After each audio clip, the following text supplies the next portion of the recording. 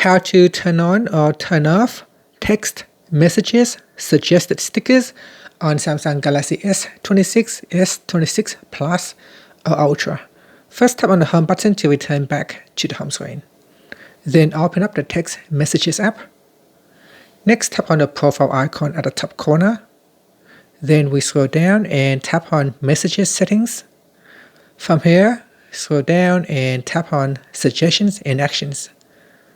Then tap on suggested stickers. Tap on the toggle button to turn off or switch on suggestion stickers.